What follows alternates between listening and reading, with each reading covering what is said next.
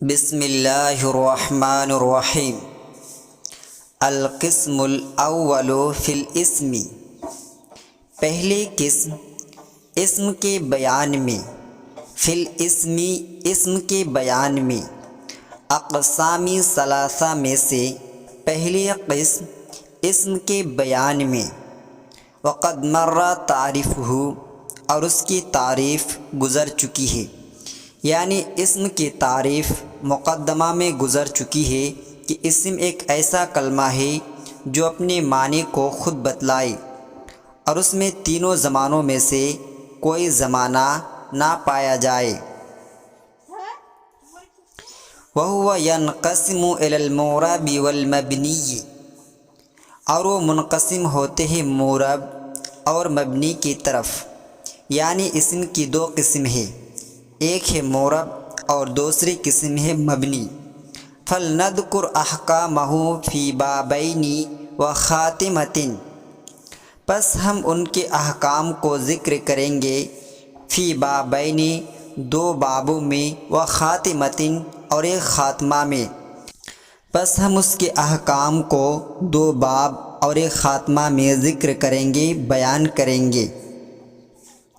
الباب الاول، پہلا باب، فی الاسم المعرب، اسم معرب کے بیان میں، یعنی دو بابوں میں سے پہلے باب کے اندر اسم معرب کو بیان فرما رہے ہیں مصنف رحمۃ اللہ علیہ۔ وفیہ مقدمۃ، اور اس میں ایک مقدمہ ہے، یعنی اس باب کے اندر ایک مقدمہ ہے، وثلاثۃ مقاصد، اور تین مقاصد ہے، وخاتمۃ، اور ایک خاتمہ ہے۔ اس باب کے اندر مصنف رحمۃ اللہ علیہ ایک مقدمہ اور تین مقاصد اور ایک خاتمہ کو بیان کریں گے۔ اما المقدمۃ، بہرحال مقدمہ، ففیہا فصول، اس کے اندر چند فصلیں ہیں، یعنی مقدمہ کے اندر مصنف رحمۃ اللہ علیہ چند فصلیں بیان کریں گے۔ فصل، پہلی فصل، فصل پہلی فصل، فی تعریف الاسم المعرب، اسم معرب کی تعریف کے بیان میں۔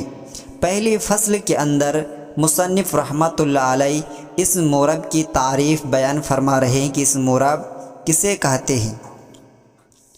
وَهُوَ كُلُّ اسم رُكِّبَ مع غَيْرِهِ، اسم معرب ہر وہ اسم ہے جو اپنے غیر کے ساتھ مرکب کیا گیا ہو، رکبہ جوڑا گیا ہو، مع غیرہ اپنے غیر کے ساتھ، تو اسم معرب ہر وہ اسم ہے جو اپنے غیر کے ساتھ کیا ہو، مرکب ہو۔ ولا یشبہ مبنی الاصل، اور ساتھ ہی ساتھ وہ اسم بنی الاصل کے مشابہ نہ ہو، مبنی اصل کے مشابہ نہ ہو۔ عن الحرف والامر الحاضر والماضیہ، اور میں مراد لیتا ہوں اس سے حرف، امر حاضر اور ماضی۔ مبنی اصل سے مراد حرف ہے، جتنے بھی حروف ہے سب کے سب کیا ہے، مبنی ہے، جیسے من، فی، الی، حتی، یہ سب کے سب کیا ہے، مبنی ہے۔ والامر الحاضر، اور امر حاضر کے جتنے بھی صیغے ہیں سب کے سب مبنی ہے۔ والماضیہ، اور ماضی، اور ماضی کے بھی جتنے صیغے ہیں سب کے سب کیا ہے، مبنی ہے۔ نحو، جیسے زید فی قام زید میں معرب ہے، زید قام زید میں کیا ہے، معرب ہے۔ قامہ میں، قام زید میں زید کیا ہے، معرب ہے۔ لا زید وحدہ، نہ کہ زید تنہا معرب ہے۔ صرف اگر زیدن کہیں گے تو زید معرب نہیں ہوں گے، اس لیے کہ یہ ترکیب میں واقع نہیں ہے، اور جب زید ترکیب میں واقع ہو گیا، قامہ زیدن میں قامہ زیدن کے ساتھ مرکب ہو گیا، تو یہاں پر زید کیا ہوں گے، معرب کہلائیں گے۔ لا زید وحدہ، لیکن زید تنہا معرب نہیں کہلائیں گے، لعدم ترکیب، ترکیب میں واقع نہ ہونے کی وجہ سے۔ ولا ہؤلاء، اور نہ ہی ہؤلاء معرب ہے، فی قام ہؤلاء، قام ہؤلاء میں، قام ہؤلاء میں ہؤلاء ترکیب میں واقع ہے، اس کے باوجود ہاؤلائی مورب نہیں ہے، اس لیے کہ یہ لوجود الشبہ ہے، اس لیے کہ ہاؤلائی حرف سے مشابہ رکھتے ہیں اور حرف اپنے معنی کو بتلانے میں دوسرے کلمے کے محتاج ہوتے ہیں، اسی طرح ہاؤلائی بھی اپنے معنی کو بتلانے میں دوسرے کلمے کے محتاج ہے، اس لیے ہاؤلائی ترکیب میں واقع ہونے کے باوجود یہ مورب نہیں کہلائیں گے، اس لیے کہ یہ حرف سے مشابہ رکھتے ہیں۔ وَيُسَمَّى مُتَمَكِّنًا، اور اس مورب کا نام اسم متمکن رکھا جاتا ہے۔ متمکن کا معنی ہے متمکناً، اس کا معنی ہے جگہ دینا۔ چونکہ مورب بھی تینوں اعراب کو جگہ دیتے ہیں، ضمہ، فتح، کسرہ، تنوین کو قبول کرتا ہے، اس لیے اس کا نام اسم متمکن رکھا گیا ہے۔ فصل، دوسری فصل۔ پہلی فصل کے اندر مورب کی تعریف کو بیان کیا گیا ہے اور ان کی شرائط کو، اور دوسری فصل کے اندر مورب کے حکم کو بیان کر رہے ہیں، اور دوسری فصل کے اندر مورب کے حکم کو بیان کر رہے ہیں۔ وَحُکْمُهُ، اور اس کا حکم یعنی مورب کا حکم، ان یختلف آخرہ باختلاف العوامل، ان یختلف، ایک اختلاف ہو، بدلتے رہے، ایک بدلے، آخرہ، اس کے آخر، باختلاف العوامل، عوامل کے مختلف ہونے کے ساتھ۔ مورب کا حکم یہ ہے کہ اس کا آخر بدلتا رہے عوامل کے بدلنے کے ساتھ، اختلافاً لفظیاً، یا یہ بدلنا لفظی طور پر ہو، جیسے جاءنی زید ورأیت زیدا ومررت بزید۔ لفظیاً کا معنی ہے جو ظاہری طور پر دکھائی دے، اس کے اندر تبدیلی۔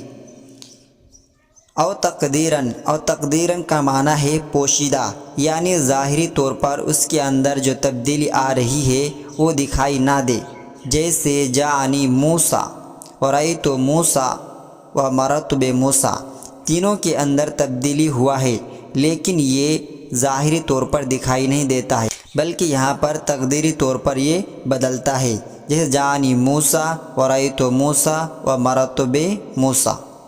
والاعراب ما به یختلف آخر المورب،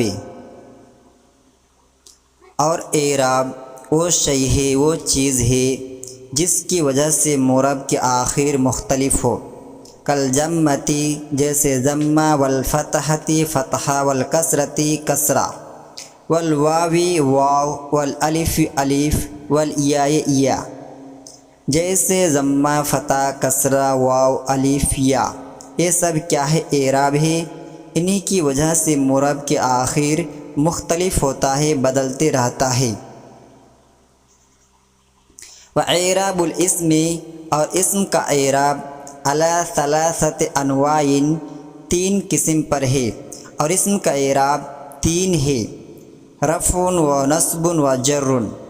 رفع، نصب، جر، یا تو اسم رفع ہوگا یا حالات نصب میں ہوگا یا حالات جری میں۔ والعامل، اور عامل، ما یحصل به رفع و نصب و جر، عامل وہ ہے جس کی وجہ سے رفع، نصب، جر آئے یا حاصل ہو، اور عامل وہ ہے جس کی وجہ سے رفع، نصب، جر آئے۔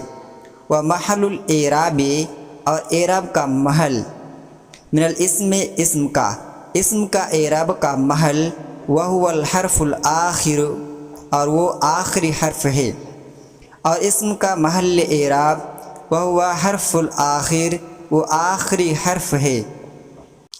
مثال الکل، تمام کی مثال، نحو قام زید، قام زید، زید کھڑا ہوا، قام زید میں قام عامل ہے، عامل، عامل ہے۔ وزید معرب، اور زید معرب ہے۔ وضمۃ اعراب، اور ضمہ کیا ہے؟ اعراب ہے۔ ودال محل الاعراب، اور دال محل اعراب ہے۔ وعلم، جان لو کہ انہ لا یعرب فی کلام العرب، جان لو کہ کلام عرب میں معرب نہیں ہوتا ہے، الا الاسم المتمکن، سوائے اسم متمکن کے، والفعل المضارع، اور فعل مضارع کے، یہی دونوں ہیں جو اسم کلام عرب میں مورب ہوتے ہیں، ایک کیا اسم متمکن اور دوسرے فعل مضارع۔ وَسَيَجِيُّ حُكْمُهُ فِي الْقِسْمِ الثَّانِي انشاءاللہ تعالی، اور فعل مضارع کا حکم ان قریب قسم ثانی میں انشاءاللہ تعالی آئے گا۔